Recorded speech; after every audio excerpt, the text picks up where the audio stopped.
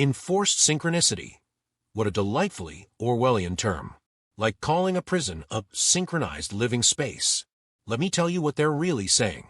The puppet master's favorite illusion, making multiple people dance to the same tune while pretending they're all just naturally in sync. Think of it as a dictator's choir practice, where everyone sings in perfect harmony, or else. In the context of Squid Game, it's particularly telling. The six-legged pentathlon isn't about teamwork. It's about forcing desperate individuals to move as one under threat of death. A rather extreme way to teach synchronized swimming. A children's game, as if there's something innocent about binding people together and making them perform like circus animals. It's the difference between a group of friends spontaneously breaking into dance and being told dance, or else. What they're really selling is submission dressed up as cooperation. A bit like calling a straitjacket a group hug enhancer. Turning the playground into a killing field, but with a nostalgic twist. Like hiding a knife inside a teddy bear. In Squid Game's context, it's particularly perverse, taking childhood games like Dokji, spinning tops, and Gong Gi and transforming them into instruments of death. It's psychological warfare dressed up in your mother's photo album. Not just killing people, they're killing their memories too. Every game is a perversion of something pure, like poisoning the well of childhood itself. When they make you play Fly the Stone, they're really saying, here's that game you loved as a kid. Now, watch as we use it to destroy you. The genius of it lies in emotional double tap. First, they disarm you with nostalgia, making you vulnerable through happy memories. Then they use those same memories as the weapon. It's like being strangled with your own security blanket. In the end, nostalgic weaponry is just their fancy way of saying, we'll use your own joy against you. Rather like a serial killer who only murders with inherited family heirlooms. Corporeal democracy, where your body gets to vote, but the ballot is already written in bruises. How delightfully dystopian. In Squid Game, it's their elegant way of saying, we're going to make you physically enact the choices we've already made for you. Like calling an execution a unanimous decision to stop breathing. The six-legged pentathlon isn't about democratic participation. It's about forcing bodies to move in prescribed ways while pretending they have a choice in the matter. How they've married two contradictory ideas. Democracy, which suggests freedom of choice, with corporeal control, which is about as far from freedom as you can get. It's rather like calling a straitjacket a freedom hugger or a prison cell an autonomous living space. What they're really selling is the illusion of agency through physical coercion. Your body gets to vote by either completing the task or dying. How's that for democratic participation? It's the ultimate form of gerrymandering, where the districts are drawn in blood and sweat. Temporal compression, their fancy way of saying, we'll torture you with time itself. In the Squid Game's six-legged pentathlon, it's particularly vicious. 5 minutes to complete 5 games, with your life hanging by the thread of each passing second. They're not just controlling space anymore, they're weaponizing time. That 5-minute limit isn't about efficiency, it's about crushing people between the gears of a clock. Like putting someone in a room where the walls close in, except the walls are made of minutes and seconds. How it warps your experience of time. Those 5 minutes aren't just measured, they're compressed into a vice grip of anxiety. Every tick of the clock becomes another turn of the screws. It's rather like being told you have all the time in the world to escape a burning building, as long as you can do it in the next 300 seconds. By compressing time, they compress thought itself. No time to think means no time to resist, no time to question, no time to do anything but react. It's psychological torture disguised as a countdown timer. Kinetic brotherhood, the poetic way of saying, will bind you together until you either move as one or die as one. In the Squid Game's six-legged pentathlon, it's rather like calling a 3-legged race a family bonding exercise, except the losers get shot. Kinetic makes it sound scientific, progressive even. Brotherhood adds that warm, fuzzy feeling of belonging. Put them together, and you've got a lovely euphemism for forced physical cooperation under threat of death. Mercy isn't about compassion anymore. It's about strategic advantage. Help someone up. That'll cost you. Show kindness. Better make sure it pays dividends. It's rather like putting a coin slot on a life preserver. How they've turned intimacy into a weapon. Being physically bound to others isn't about building trust. It's about creating a situation where your survival depends on perfect synchronization with people who might very well want you dead. Rather like calling a hostage situation a group hug. Kinetic brotherhood is just their fancy way of saying dance together or die together. A bit like calling a chain gang a mobile community. Organic machinery. Their elegant way of saying humans reduced to moving parts. In Squid Game, it's particularly insidious.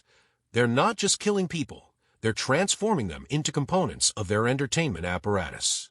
How the six-legged pentathlon works. 5 human beings bound together, forced to function like a single mechanism. Each person becomes a gear in their cruel clockwork, turning precisely or breaking completely. It's rather like calling a slave galley a human-powered yacht. The term lies in its naturalization of the unnatural. By calling it organic, they're suggesting this mechanization of human beings is somehow natural, inevitable. As if turning people into parts of a death machine is just another stage of evolution. Rather like calling a slaughterhouse a protein transition facility. What they're really selling is the idea that dehumanization is just efficient design. That treating people like interchangeable parts in their game of death is simply good engineering. A bit like calling a torture chamber an information extraction ecosystem. Commodified mercy. Their sophisticated way of saying, we've turned compassion into currency. In Squid Game, it's particularly vicious.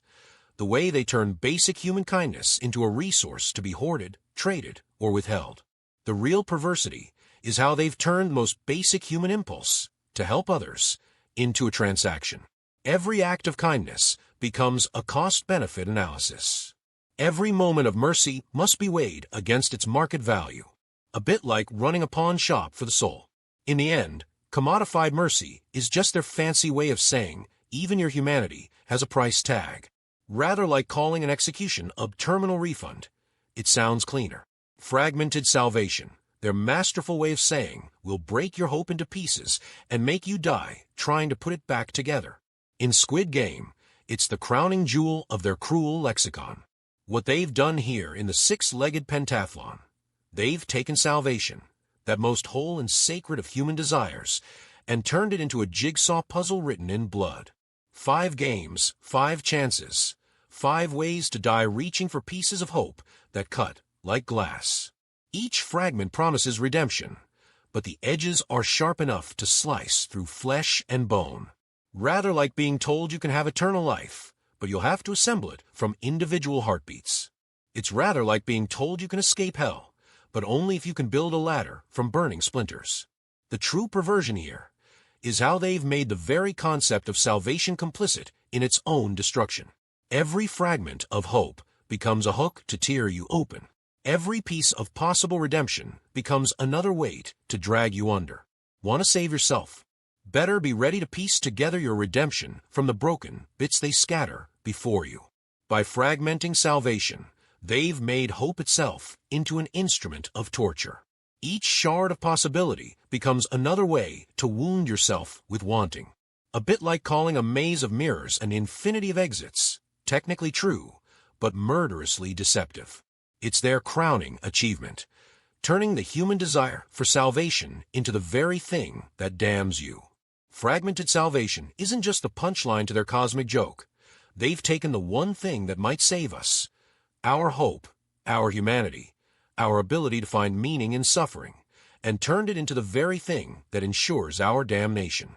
Just look at Frontman, playing Player 001, orchestrating this symphony of semantic slaughter. Watch Noyul, dealing death while calling it mercy. See Gi-hun, trying to piece together redemption from fragments too sharp to hold. In the end, they haven't just created a game.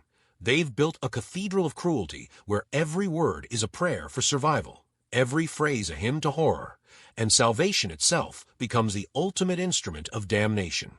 Look at what they've built here in Episode 4's Six-Legged Pentathlon. They've taken salvation, the most desperate of human yearnings, and shattered it into 5 cruel shards. Each fragment masquerading as a children's game, each piece promising deliverance while delivering death. Rather like being told heaven exists, but you'll have to climb there on a ladder of broken dreams.